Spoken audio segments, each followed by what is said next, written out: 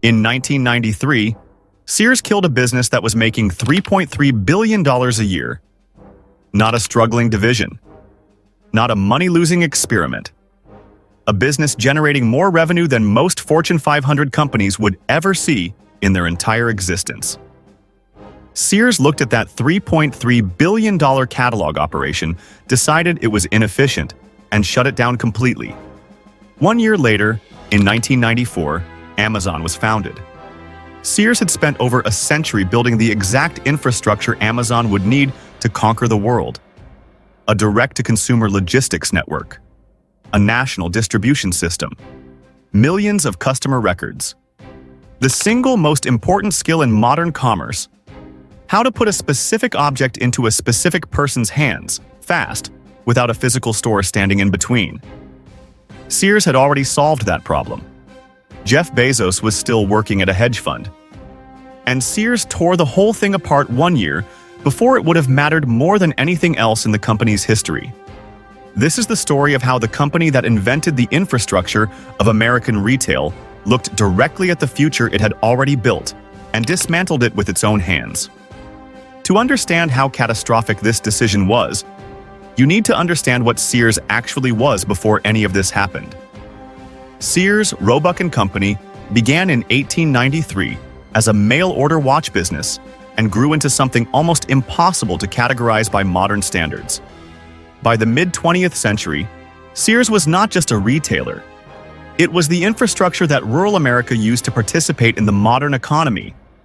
Farmers ordered everything from seeds to shotguns to entire prefabricated houses from the Sears catalog. If you lived somewhere without a department store, Sears was your department store, delivered to your door through a distribution network that reached further and moved faster than almost anything else in the country. At its peak in the mid-1960s, 1 out of every 3 American consumer dollars spent went through a Sears cash register. 1 in 3. There was a period in American history where you could not talk about the retail economy without talking about Sears, because Sears effectively was the retail economy. And here is the detail almost nobody knows. Sears did not just dabble in early technology.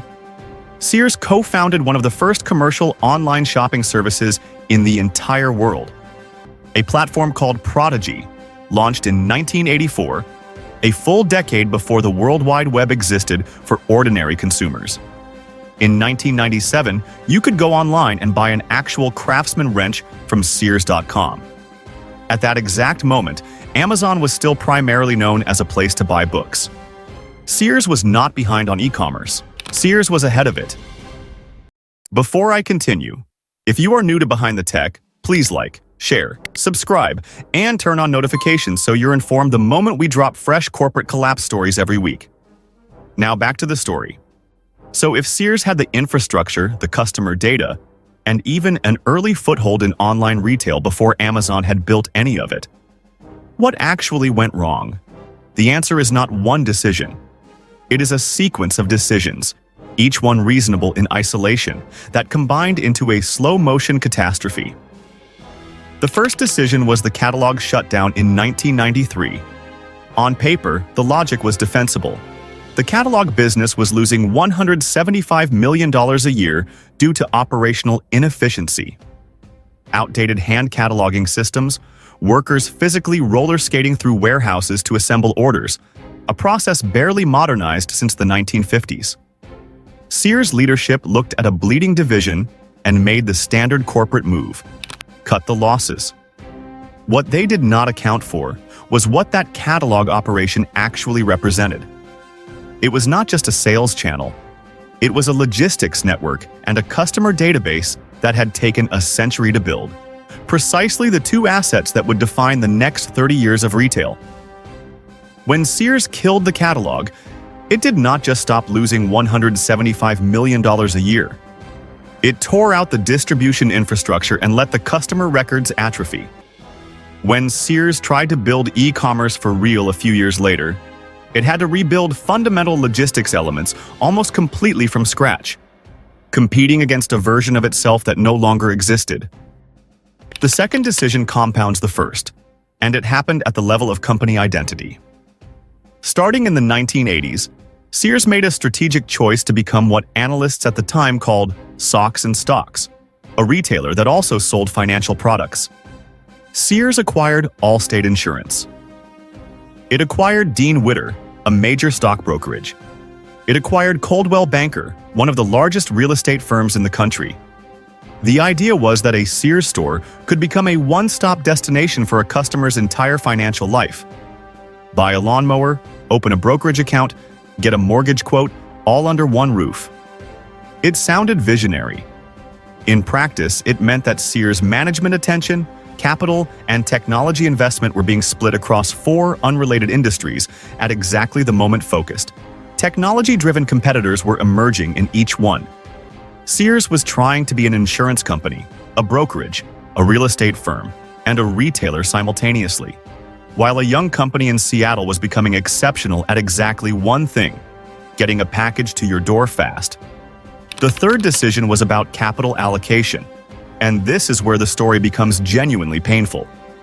In 2004, hedge fund manager Edward Lampert orchestrated a merger between Sears and Kmart, creating Sears Holdings.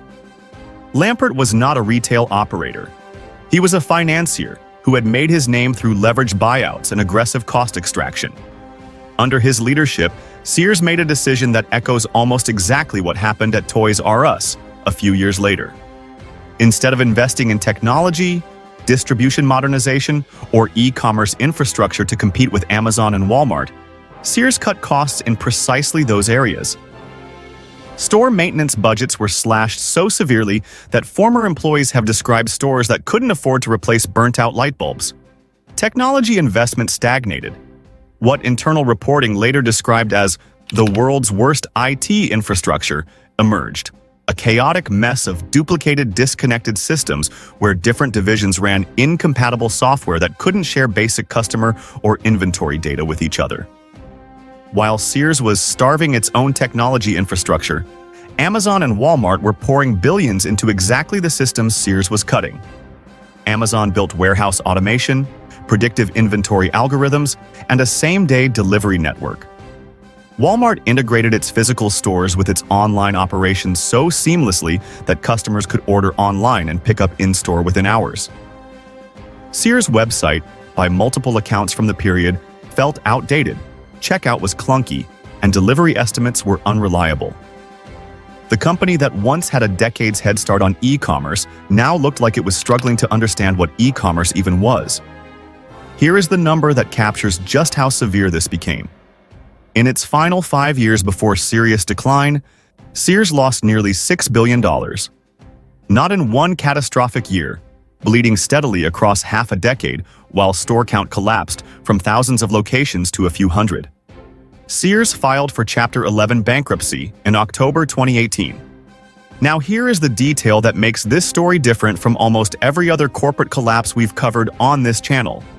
Sears was not destroyed by a single missed technology, the way Blockbuster missed streaming or Kodak sat on digital cameras. Sears actually had the technology. It had the logistics network. It had the customer data. It had, at various points, a genuine head start on the very company that would eventually replace it. Sears' failure was not a failure of vision. It was a failure of commitment. A company that built the blueprint for modern e-commerce and then systematically dismantled every piece of it in pursuit of short-term financial engineering, diversification into unrelated industries, and cost-cutting that gutted the exact infrastructure competitors were racing to build. This is what makes the Sears story so uncomfortable to sit with. Every other collapse we've told you about involved a company that failed to see the future coming. Sears saw it. Sears built it first. And then Sears tore it down with its own hands, one reasonable-sounding decision at a time, until there was nothing left to compete with the company it had unknowingly trained to replace it. Right now, there are companies sitting on infrastructure, data, and expertise that could define the next decade of their industry. And making the exact same category of decisions Sears made in 1993. Cutting the expensive, inefficient-looking asset today because it's easier to measure the cost than to imagine what it becomes tomorrow. The lesson from Sears is not simply invest in technology. Sears did invest in technology earlier than almost anyone. The lesson is that the infrastructure you already have, the one that looks unglamorous and unprofitable in this quarter's numbers, might be the exact thing your future depends on, and you will not find out until the year after you've already dismantled it. Click here to watch Toys R Us hired Amazon to save it. Amazon used them to destroy it. Because what happened to Sears and what happened to Toys R Us are the same warning told twice, one by outsourcing its future and the other by destroying its own past. I'll see you there.